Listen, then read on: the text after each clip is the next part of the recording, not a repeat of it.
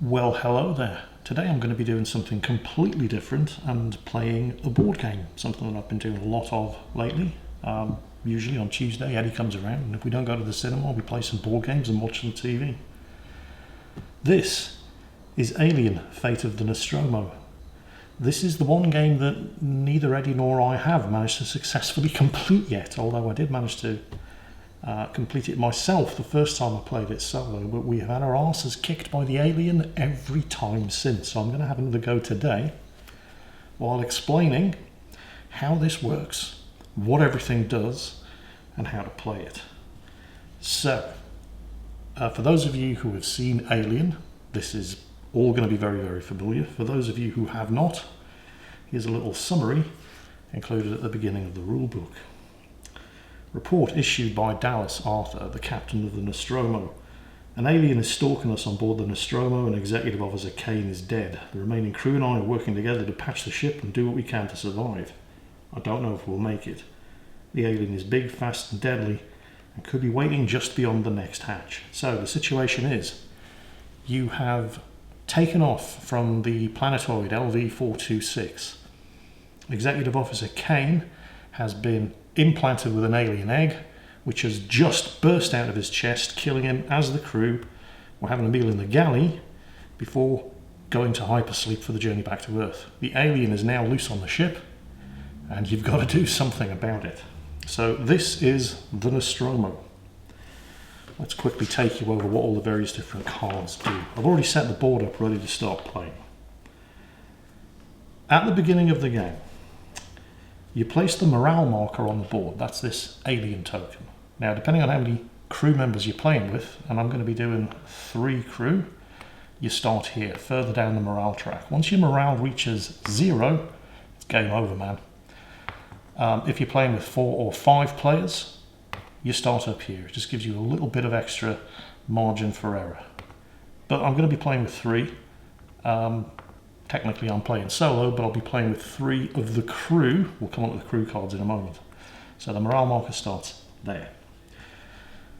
These are scrap tokens. You begin by placing 2 scrap tokens in Mother, the computer room, 2 in the med bay, 2 in the garage, and 2 in the maintenance bay. You then place the concealed tokens. That's these things here. These are the concealed tokens. You don't know what's on the other side of the concealed token until you turn it over. It could be nothing. It could be the alien. It could be Jonesy, the ship's cat, not shown to scale, who will just jump out, scare the shit out of you, and then run off. Unless you have a cat carrier. More on that later. The concealed tokens go, as you can see, we've got one. Where are they? One here in the workshop. We've got one here in the garage, and one here in the maintenance bay. You don't know what's on the other side of the concealed token until you enter the room that contains the concealed token. Although if you have a motion tracker, you can turn over a concealed token from up to 3 rooms away. More on those later. Finally, we've placed some coolant canisters on the following locations. One in the mother room, one in the hypersleep chamber, one in the garage, one in the equipment storage, one in the maintenance room, and one in the workshop. And then, last but not least, you place the alien in the nest. Next, you're going to need to figure out how many people you're playing with. I've already said I'm going to be going with 3 players. And then pick one objective card from the pile here.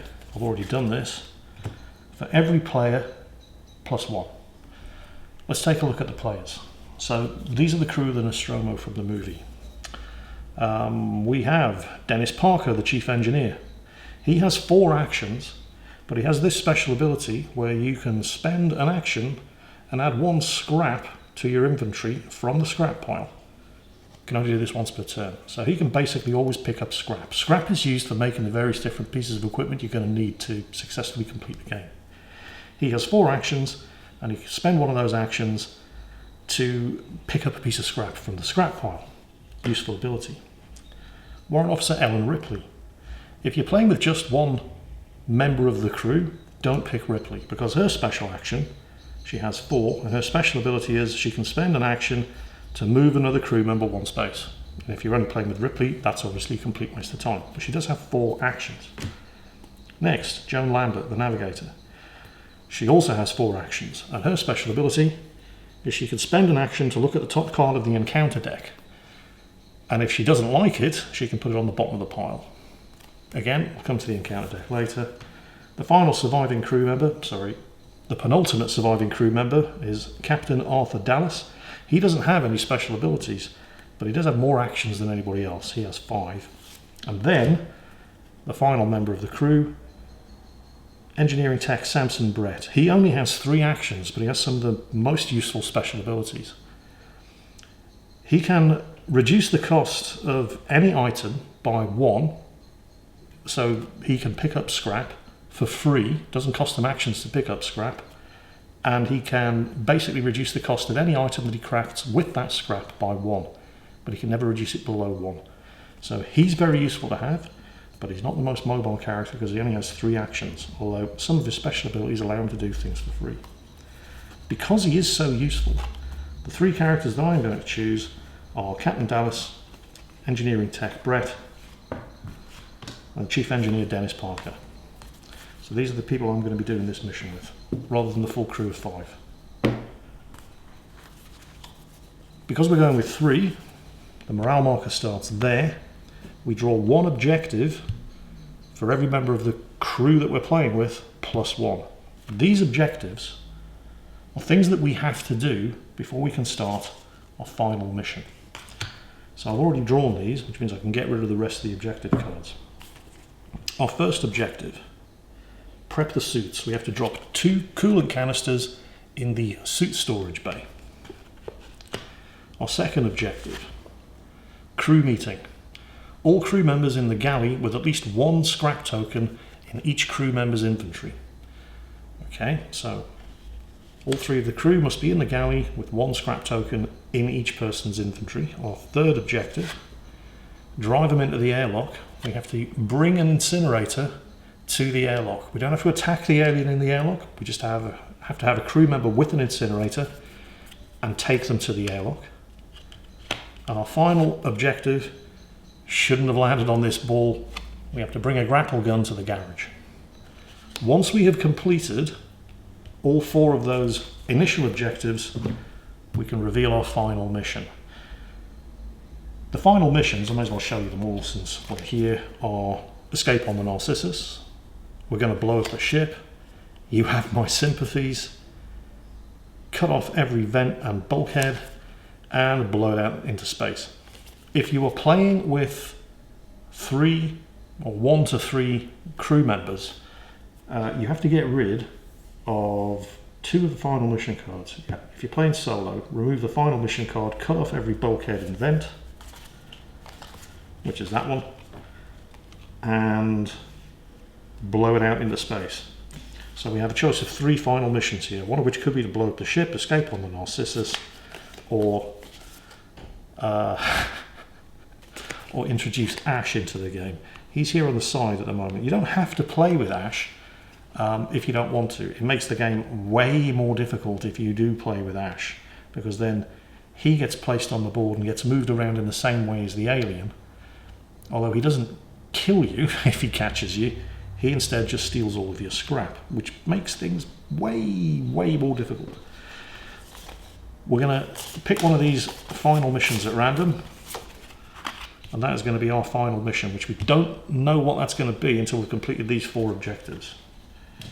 Stack the other cards to the side. Here are the crew. We're going with Parker, Dallas, and Brett. So we'll remove...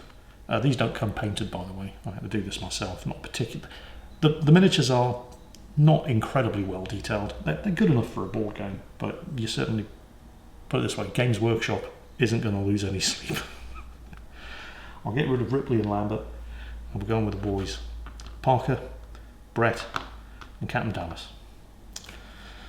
I think that just about covers everything. Oh, except for the equipment.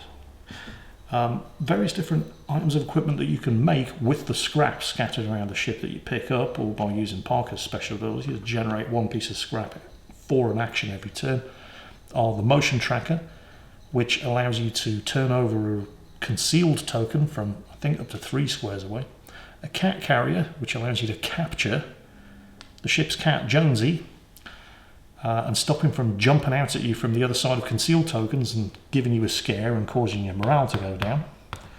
And there are some final missions that actually require you to capture Jonesy and take him to the shuttle. A grapple gun, which allows you to move the alien around the board, get close enough and basically just push the alien away from you to where you want it to. The incinerator, which you can attack the alien with and force it back to the nest. Flashlight, which reduces the amount of morale damage that you take when you encounter the alien by 1. And the grapple gun, sorry, no, we've already covered that, the electroprod, which has the same effect as the flashlight, but the flashlight has infinite uses. The electroprod only has 2 uses. You use it once, you turn it over, it's red on the other side to indicate that it only has 1 use left. But that reduces the amount of morale damage you take by 2. Each crew person has a number of equipment slots, plus 1, which is for carrying coolant only. So you can equip up to 3 pieces of equipment and 1 piece of coolant. It's the same for every character.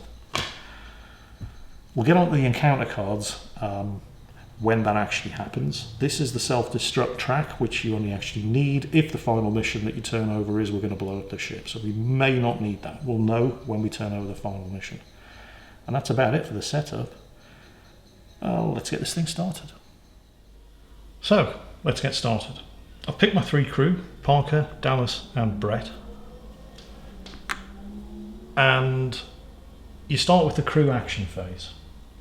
So, bearing in mind their strengths and weaknesses, Parker can always just add 1 scrap to his inventory at the cost of 1 action. He has 4 actions. Dallas doesn't have any special abilities, but he has 5 actions, and Brett only has 3 actions, but it doesn't cost him an action to craft anything, and he reduces the scrap cost of everything that he does craft by 1. So we're going to start with Parker. Now, bearing in mind what our objectives are, we have to prep the suits, which is going to require 2 coolant canisters. We're going to have a crew meeting, which will require every member of the crew to have at least 1 piece of scrap on them. We have to drive them into the airlock, which means somebody is going to have to take an incinerator to the airlock. And shouldn't have landed on this ball, we have to bring a grapple gun to the garage, which is down here, and has a concealed token in it, which could be the alien. So, we're going to start with Parker. He has 4 actions. Now, there's 2 scrap and a coolant canister in the computer room. He can't get there this turn, or rather he can, 1, 2, 3, 4, but he doesn't have any actions left to pick anything up. But that's fine, we'll leave him there. That's the end of his turn. We now move on to the encounter phase. You draw an encounter card after every member of the crew has had their action phase. This is where things get interesting. So, our first encounter card, Quiet, on the bridge. On these cards, that tells you how many spaces the alien moves. It starts in the nest down here. So it's going to move, and it must move towards the nearest crew member. So it's going to move to there. This icon here, the jaws with the number in it, tells you how much morale damage the alien will inflict on any crew member that it occupies the same space with at the end of its turn. We're safe. This here tells us that we're going to place 1 item of scrap on the bridge and 1 concealed token. Shit. Okay. That's not good. That then goes to the bottom of the encounter deck. The reason that's not good is because Dallas and Brett have to go next, and my plan was to get Brett, because he only has 3 actions, but he can basically craft for free and reduce the cost of everything he crafts by 1 scrap. I was going to get Brett to move to here. And then have Parker hand everything over to him. But Brett will then have to move through the bridge to get there, and Parker will have to move through the bridge to get back. and there's a concealed token in there, and that could bring the alien straight to the bridge, and that would be really bad. Anyway, it's Dallas's turn now. So he has 5 moves but no special actions. I'm going to move him 1, 2, 3, 4 to the hypersleep and pick up the coolant canister there. Each crew member can only carry 1 coolant canister, because we're going to need 2 in order to prep the suits for evacuation. That's the end of Dallas's turn. We now turn over another encounter card. This one is also quiet. The alien moves another 1 square, and again it has to move to the closest member of crew, which at the moment is Captain Dallas. This icon here means that this area, the maintenance bay, leads up here. So it's going to start heading in that direction. Again, this icon here tells you that if it meets a crew member, it's going to cause 2 morale damage. Now, quiet in the suit storage. 2 items of scrap. Go to the suit storage, if I can remember where it is. There we go. And another concealed token. Fantastic. Still, it could be worse.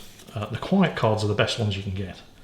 They're not great, but they're the best ones you can get. That's Dallas's turn. Now it's Brett. Now I've got a decision to make. Because the alien is now 2 moves away from there. Which means Dallas is going to have to move his arse. Also, Brett only has 3 moves. 1, 2, 3. I could end up with them both trapped. That would not be good.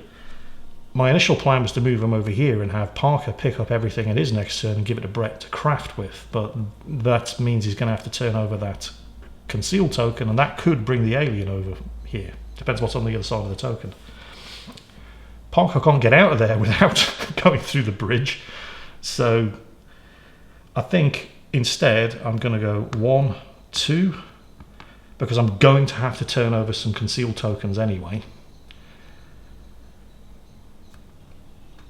If you run into an alien, it ends your turn, so it depends what's on the other side of this.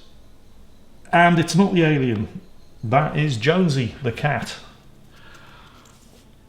Now, that's not great, but it's way better than it being the alien, because Jonesy jumps out at Brett, exactly as happened in the movie, scares the living shit out of him and causes 1 morale damage. That then goes back to the bottom of the concealed token deck. So we've already lost 1 morale.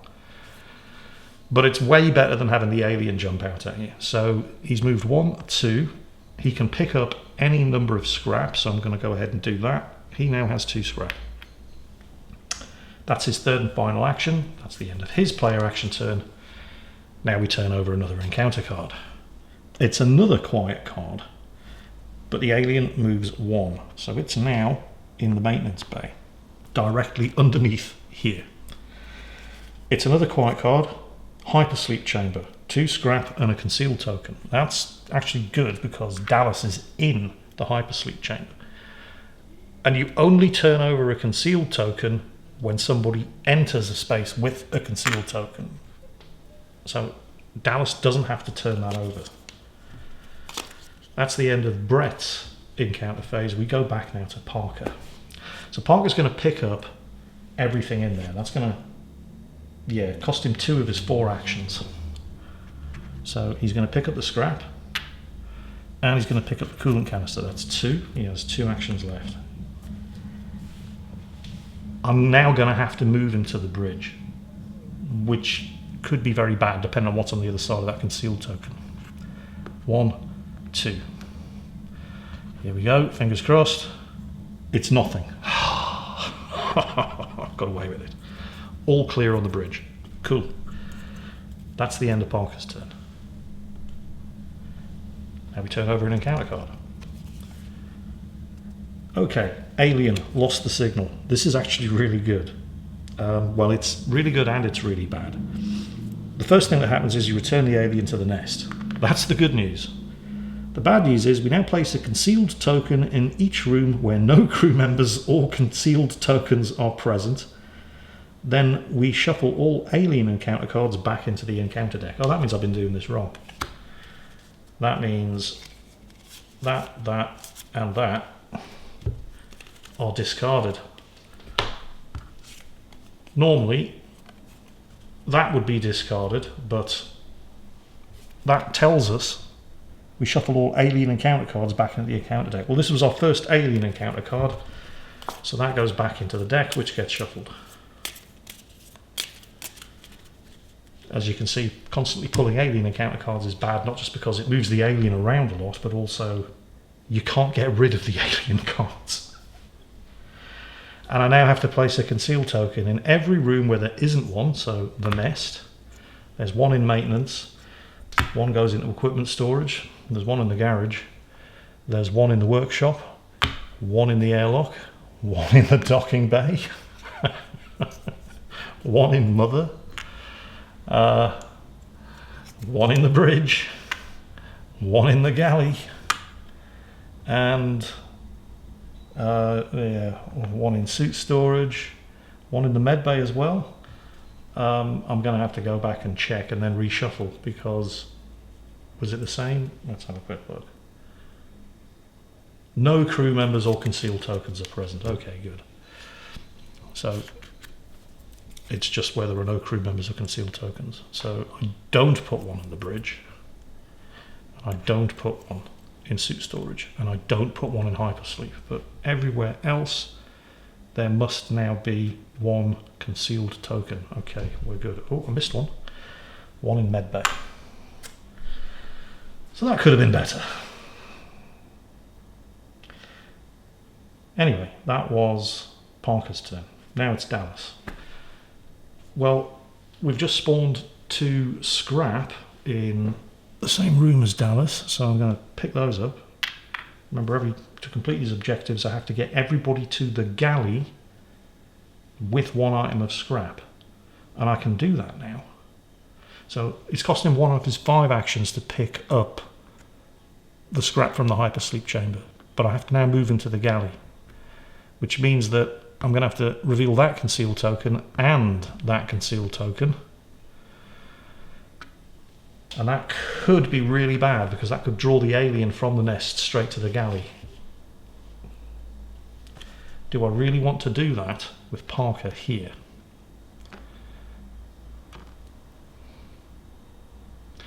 So what can I do with Dallas that is the least risky thing?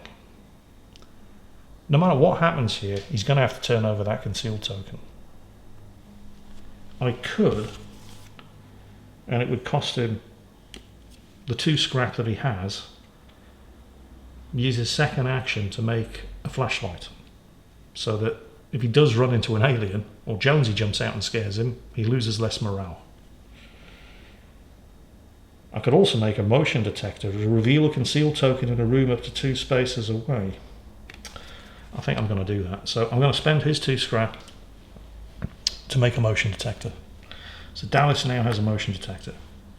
So he picked up the scrap, that cost him 1 action. He's made a motion detector, that's his second action. I'm now going to use the motion detector, which has an infinite number of uses. It's not a consumable the way some of the other equipment is, to reveal that concealed token. And if it's an alien, that's where the alien's going to go.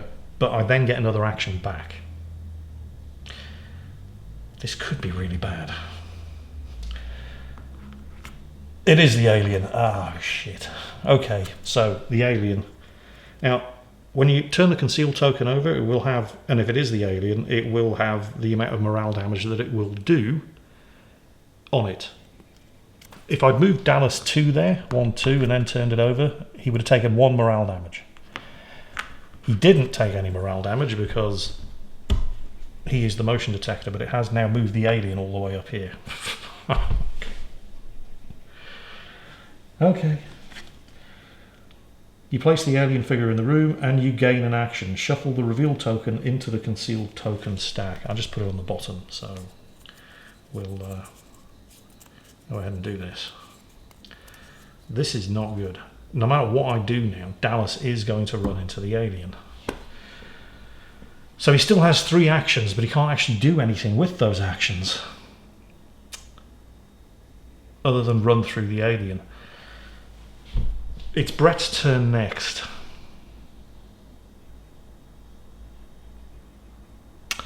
Remember, the alien has to move towards the nearest crew member. Doesn't cost Brett anything.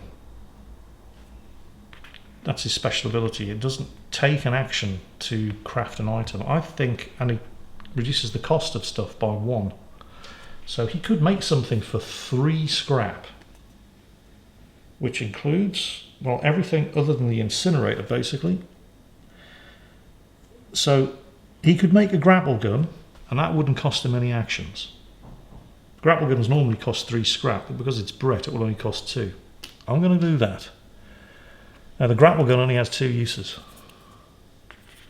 So Brett makes a grapple gun. That does not cost him any actions. So he still has his 3 actions. And the grapple gun, if the alien is within 3 spaces, you can move it up to 3 spaces. You flip it after its first use, and you discard it after its second use. So he's now made a grapple gun, and he has 3 actions still remaining. 1, the alien is 1, 2, 3 away. He is going to use the grapple gun and flip it to move the alien 3 spaces away. 1, 2, 3. Fantastic. So move, use. He still has 1 action left. I'm going to move him here, because everybody's used all the scrap that they have except for Parker. Still a conceal token, but I can now use Dallas to flip that over or flip that over without immediately getting anybody in the shit with the alien. So that was the end of Brett's turn. Another encounter card. Quiet in the docking bay. Alien moves 1. We get 2 scrap in the docking bay. Where's the docking bay? That's the suit storage. That's the, there we go. Oh, that's actually pretty good. Unfortunately, we now also get a concealed token in the docking bay. And we discard that one. So that was the end of Brett's turn. Back to Parker. He's going to pick that scrap up. That costs him 1 action.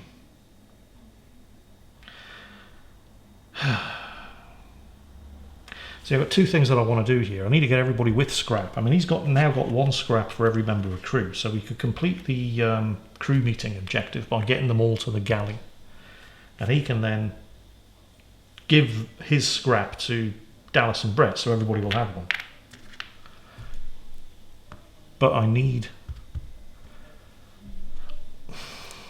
Yeah. I'll move him 1. I don't have to use all 4 of his actions. But I can also spend his special ability, generate a piece of scrap from the scrap pile for 1 action. So he's now got 4 scrap. Oh, actually, now that he has 4 scrap, I can make an incinerator. So if I use Dallas to reveal that and it pulls the alien up here again, I can use the incinerator. And I need an incinerator anyway, because I have to take somebody to the airlock with an incinerator. And if you use the incinerator on the alien, it sends it straight back to the nest. So I'll do that. I'll pay all 4 scrap. It would have been better if I could have gotten Brett to make this. It would have only cost 3. And Parker now has an incinerator. And I'm not going to use his final action. Now I draw an encounter card. Quiet in Mother. That's great. So 2 scrap in Mother, which I don't really care about. And a concealed token in Mother, but there's 1 there already. And the alien moves 1 1 space. So, yeah, it's coming back towards Brett and Dallas. I'm now running out of these quiet cards, which means the ones left in this encounter deck are more likely to be alien encounters, which is never good. So that was Parker's turn. Now it's Dallas. So the first thing he's going to do is use the motion tracker, unlimited uses, to turn over this. And pray it's nothing. Shit, it's the alien again. And it was all going so well. Okay. Shuffle that one back into the... I mean, there's so many concealed tokens on the board now. Great. Fantastic. It's still Dallas's turn. He's only used one action.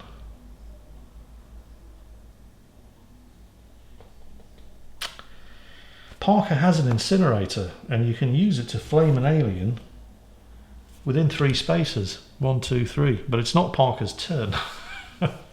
Before it's Parker's turn, we're going to get an encounter card turnover at the end of this turn, and an encounter card turnover at the end of Brett's turn.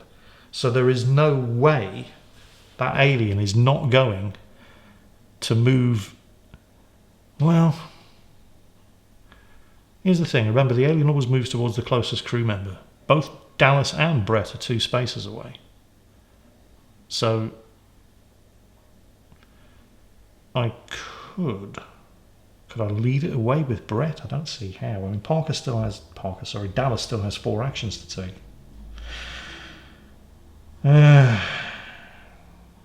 Can't do anything with Parker. It has his turn. He could drive it back to the nest, but he can't go. I can't do anything else with Dallas. He doesn't have any special abilities. I don't really want to move him closer to the alien. Then again, if he's going to get bounced by the alien, I may as well take it on the chin. You see what happens if you... I should probably check up exactly on what happens if you run into a room with the alien that ends your turn there and then, and you are then forced to move 3 spaces away from it. You're going to take morale damage. Let me just check exactly how much morale damage you do take. Okay, I just checked the rules. Because normally it tells you to take the amount of morale damage indicated on the encounter card, but we're not encountering the alien as the result of turning an encounter card over. We're encountering the alien as a result of actually choosing to move a crew member into the same room as the alien. However, sometimes it may be impossible to avoid encountering the alien during a player's crew action phase. If a crew member encounters the alien, morale decreases by 2 and the affected crew member flees 3 spaces. So I'm going to, because it's going to happen. Regardless of what I do, either Dallas or Brett is going to encounter that alien. So if I choose to take it in my own terms, if I move Dallas 2 squares, he then takes 2 morale damage. So that goes down 2, which is not good. But it could have been a lot worse. You can take 4 morale damage if you run into the alien as a result of an encounter card. He then must retreat 3 spaces. So he actually gets to move a little bit further. Actually, no, he moved 1, 2 to get there, so he would have moved 5 anyway. I get to choose which direction he goes. Ideally, I'd like to move him over here to join up with Parker, so Parker can flame that bastard, but that would involve turning over another encounter, and I could take further morale damage, because that could be an alien, or it could be Jones, and I take 1 morale damage for having the cat jump out and scare me. I'm going to move him this way, because I don't want to turn that over unless I have to. 1, 2, 3. So he's... No, I'm not going to do that. There's a concealed token there. 3. That's now the end of his turn. I now have to turn over another encounter card and pray that the alien only moves 1 space. Oh, spot of luck. Quiet in the galley. This is actually working out quite well. So first thing that happens is 2 scrap in the galley. There's now 2 scrap in the galley. We would also have to place a concealed token in the galley, but there's already 1 there. The alien moves 1 space. If it encounters any crew member as a result of move 1 space, it does 2 morale damage. But it only moves 1 space. It's going to move towards Brett because he's the closest crewman. And that's good. Now it's Brett's turn, and I think Brett is going to motor the hell on out of there. He could use the grapple gun again, but I only have 1 use left on it. You could use the grapple gun to move the alien away 3 spaces, but I only have 1 use left on it. And I need to bring a grapple gun to the garage.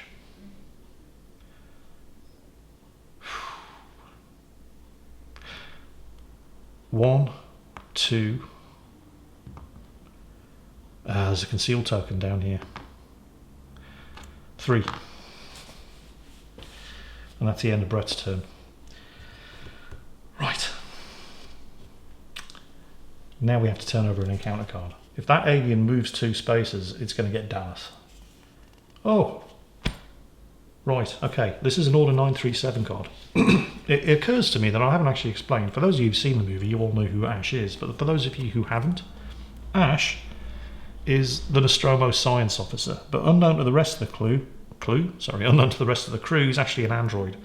And he's been placed on the ship by the company with specific orders to ensure that whatever happens, the ship makes it back to Earth with the alien on board, because the company wants the alien. Crew are expendable.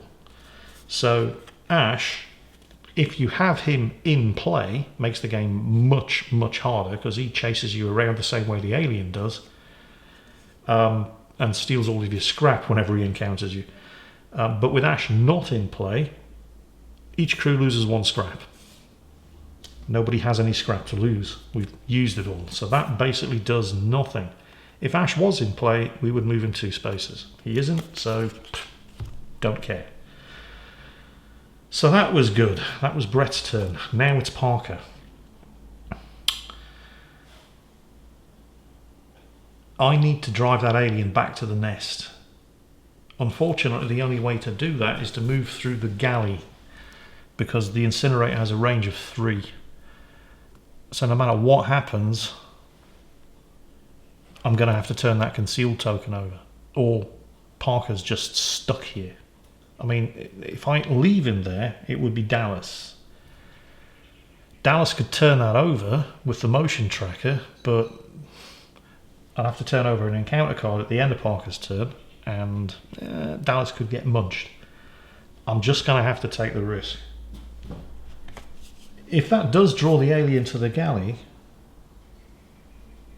I can't use the incinerator on it. It's not an action. Whatever. Parker. 1 move. Turn it over. And it's all clear. There's nothing. Oh, thank God for that. Right. That's his 1 move.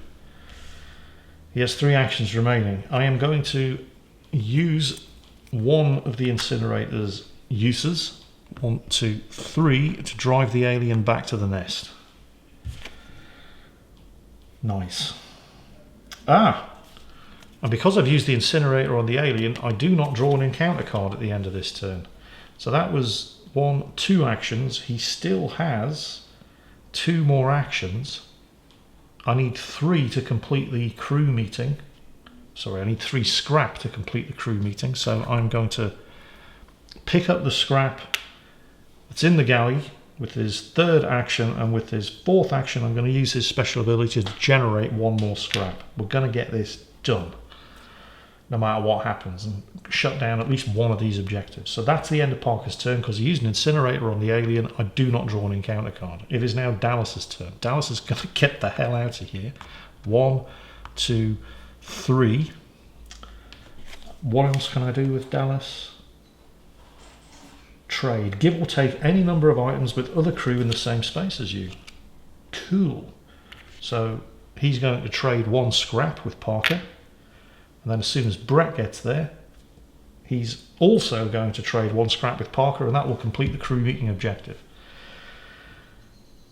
That's the end of Dallas's turn, though. I need to leave him in the galley, which means I do now need to turn over an encounter card. Whoa, alien hunt. This is bad. Right, so it's not that bad.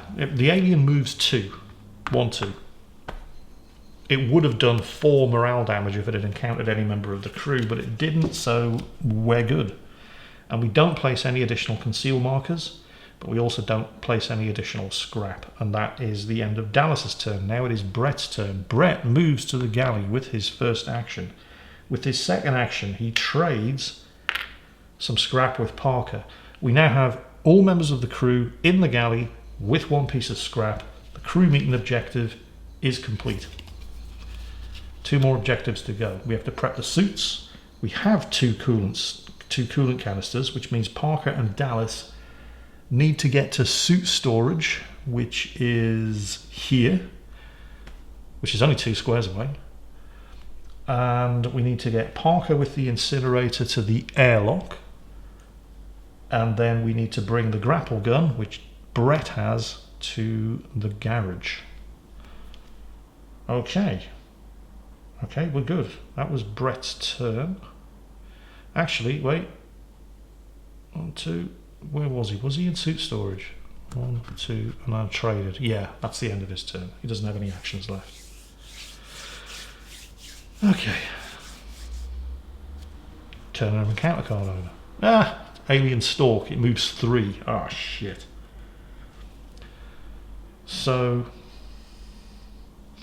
1, 2, 3, 4, or 1, 2, 3, 4. Okay, actually 5. So it has to move this way to get to them. Well, that's good because I was planning on going to suit storage anyway.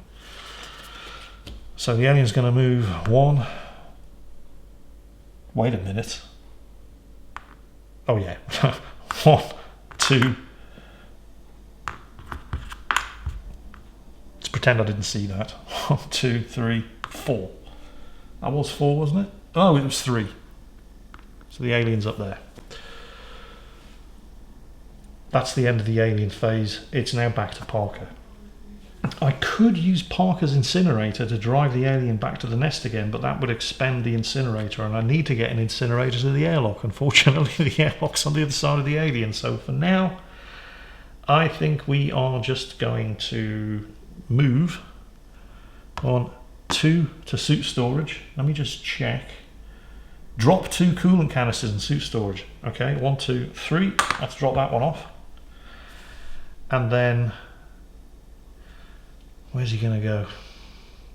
I don't want to go down to equipment storage because there's a concealed token there. I need to reveal that with Dallas and his motion tracker.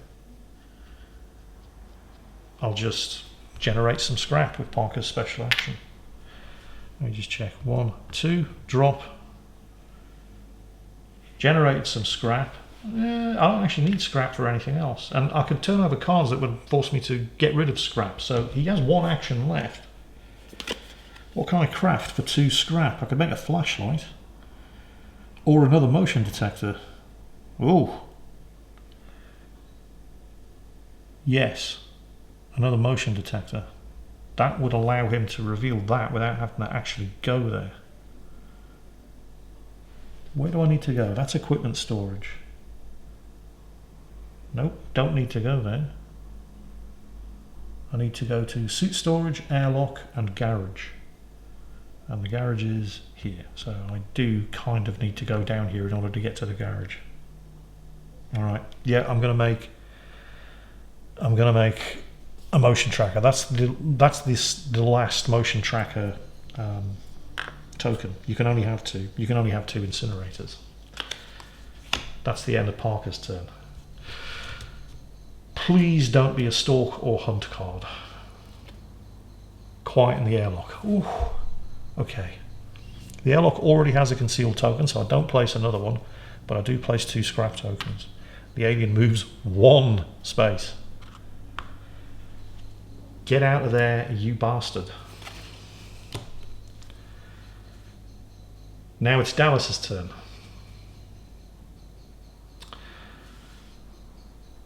This is going to be a problem.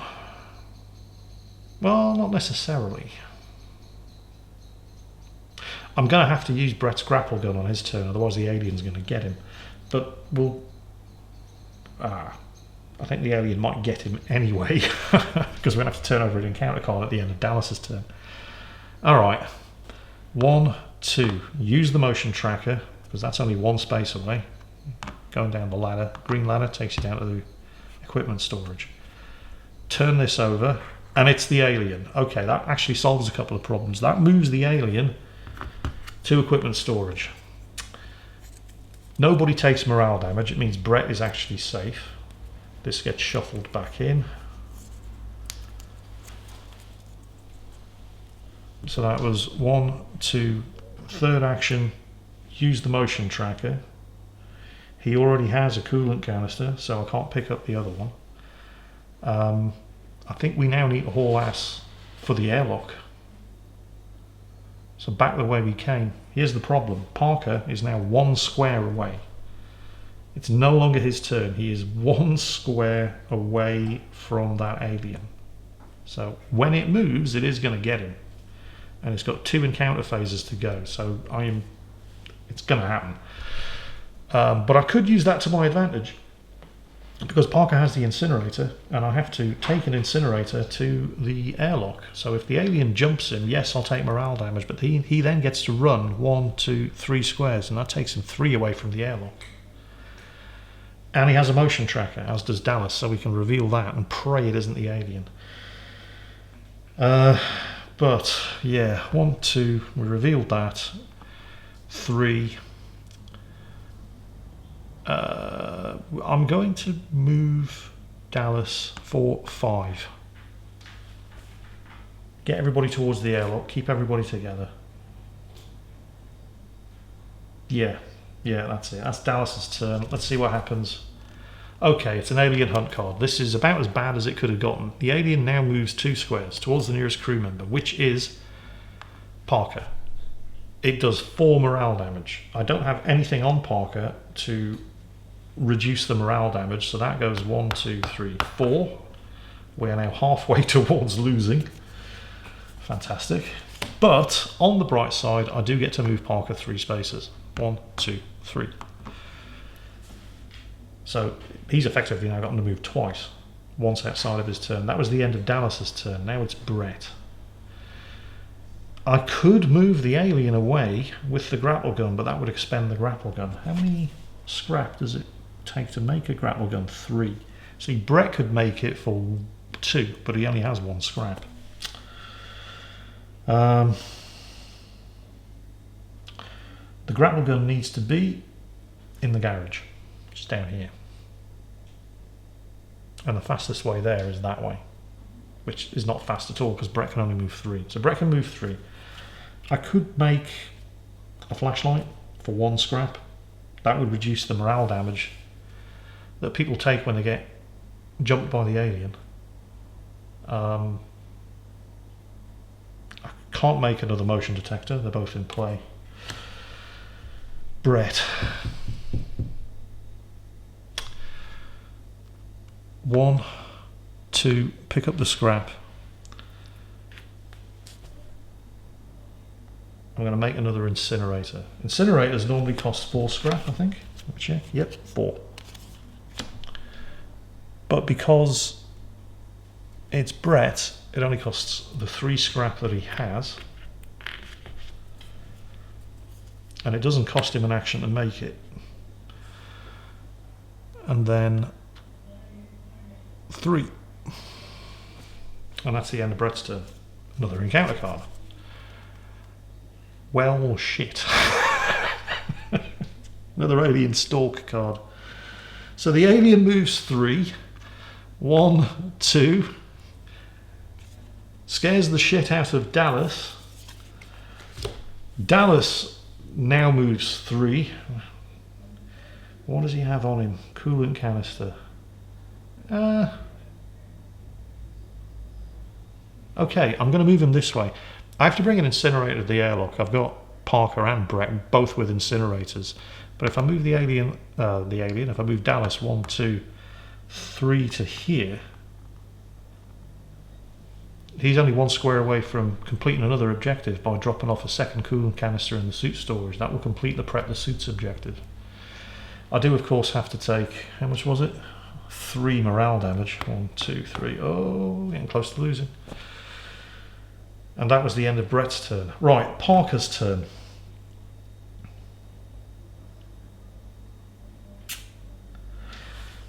I'm trying to think ahead here. Because if I move Brett to the airlock... Oh, shit. Wait a minute. There's a concealed token in the airlock. Okay, Parker's turn. His first action is use the motion tracker on a room up to 3 spaces away. So 1, 2, 3 to reveal that and hope it's nothing. We're good. Okay. That hasn't brought the alien over there. So that was one of his actions. He's now going to go 2, 3, 4. He's now in the airlock with an incinerator. So that completes the drive him into the airlock objective. 2 objectives remaining. Dallas can complete this one, prep the suits by dropping his coolant canister in the suit storage. And the final objective is to bring a grapple gun to the garage. But I now have 2 flamethrowers, so I can always drive that alien back into the nest. I'm going to have to start doing that quite aggressively. So, that was Parker's turn. Please do not be a stalk or hunt card. It's a stalk card. Great. Okay, so the alien is going to do 3 further morale damage and move 3 spaces. 1, 2, 3, Dallas. 1, 2, 3, Brett. Okay, I'm going to have it move towards Brett because I want Dallas to be able to complete the suit prep objective. This is going to cause 3 more morale damage. 1, 2, 3. Well, shit. So Brett now has to leg it. But I need to move him to the garage anyway because he has the grapple gun to complete the shouldn't have landed on this ball objective. So he moves 1, 2, bollocks. So I need to get him here. We've just taken 3 morale damage. I can take 2 more morale damage and then we're done. How badly... Because if I turn that over and that's the alien, this could be the end of the game. That is the fastest route to get the grapple gun to the garage. But honestly, if I turn that over, and again, there's another concealed token in the garage, so I need to get a motion tracker down there. That would be the end of the game, so let's not do that. Instead, we'll move him 1, 2, 3 to the galley, where he doesn't encounter any other concealed tokens. That was the end of Parker's phase, wasn't it? Or was it? I've completely lost track. I really should have some kind of token to put on each card, so I know exactly whose turn it is. So whose turn was that? Okay, we've had a steward's inquiry, by which I mean I've actually gone back and reviewed the video because I've completely forgotten whose turn that was. That was Parker's turn. Which means it's now Dallas. And I think I'm about to lose the game because the alien, unless I turn over an Order 937 card, which doesn't move the alien, at the end of Dallas's turn, I'll turn over an encounter card. The alien will scare the bejesus out of Parker, doing 2 morale damage, and then the crew are lost. Everybody runs out of morale, and they all just cower in a corner, gibbering softly to themselves, and the alien picks them off 1 by 1. I cannot do anything about that alien with Dallas, because he only has a motion tracker and a coolant canister. I can drive the alien back into the nest with Brett, but I'll have to turn over an encounter card before I get the opportunity to do that at the end of Dallas's turn. It's all going to depend on what I turn over here. So Dallas, 1, drop off his 2nd coolant canister in suit storage. That completes the prep suits objective. We now have 1 objective left. Shouldn't have landed on this ball, which involves moving Brett to the garage with a grapple gun. I've taken 2 actions on Dallas. I can take another 2. See, here's the additional problem. Even if I get lucky and Parker gets to have Parker or Brett get to have their turns and use their incinerators on the alien, that is going to drive the alien to the nest, which is 1, 2, 3, 4 spaces away from the next place I need to be, the garage, which also has a concealed token in it. So, thinking about this, if I get lucky, and this game doesn't end at the end of Dallas's turn when I turn that encounter card over, I get to drive the alien back into the nest.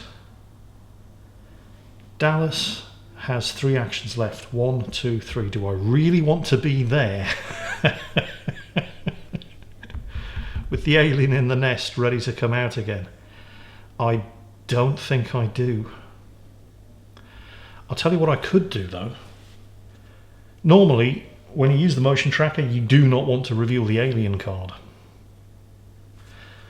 1, 2, 3. I could reveal that token, pray it's the alien, which would move it from there to the medbay.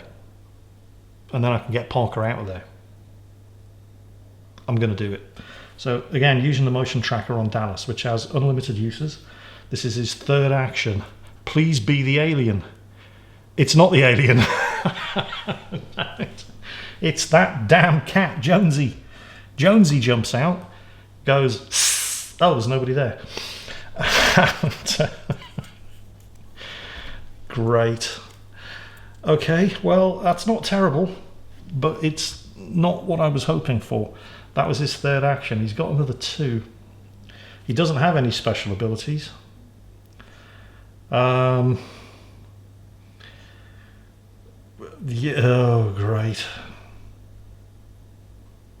Well, I don't really want to move him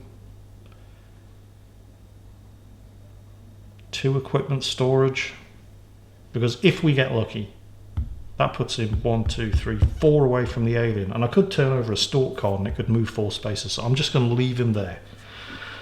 This is it. This could be the end. It's all on the flip of this card. Please be an Order 937 card. Ah, no. Well, it was the next best thing. Unfortunately, on a quiet card, the alien still moves 1. So we get 3 scrap in the garage, which is great. We get 1 concealed token in the garage. There's 1 there anyway, but the alien also moves 1 space. It runs into Parker. Parker shits himself, runs away, 3 squares, but takes 2 morale damage, as indicated here, which means the crew have been lost. Everybody gives up, quits, hides in a corner and cries, and then the alien finishes them off 1 by 1. Great.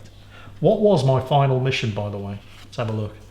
You have my sympathies. Oh, yeah, this one involves putting Ash in play, and then he moves around the board, and you basically have to smack him by dealing 3 damage to him with coolant canisters, which I have none of, although there's plenty lying around to pick up. This mirrors what happened in the movie when Ash was revealed as an android. Parker basically knocked his head off with a coolant canister, and then after doing that, you just have to use an incinerator on the nest. And that would have been the final mission, but unfortunately, I am shit, we are all dead, and the alien wins. Fantastic.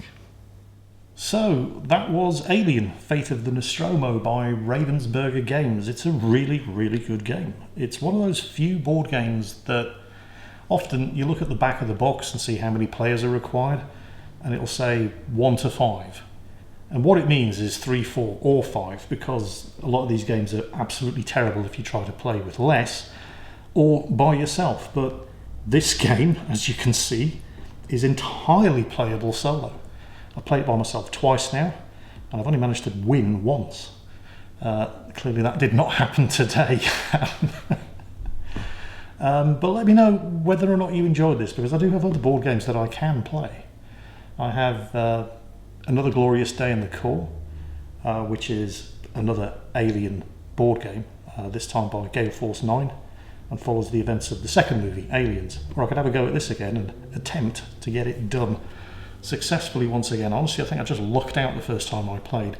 I think rather than going for items that are going to get the objectives complete, I should first go for things like the flashlight, which reduces the amount of morale damage you take by 1, or electric prods, which reduce the amount of morale damage you take by 2, but only have 2 uses. Because it is basically inevitable that the alien is going to jump you at several points throughout the course of the gameplay. And I think managing the amount of morale that you lose is more important than trying to get the objectives done as quickly as possible. But yeah, Alien, Fate of the Nostromo. Fantastic game. Highly recommend it, particularly if you are a fan of the Alien movies, as I am. Hope you enjoyed it, and as always, take care, stay safe, and I'll catch you next time.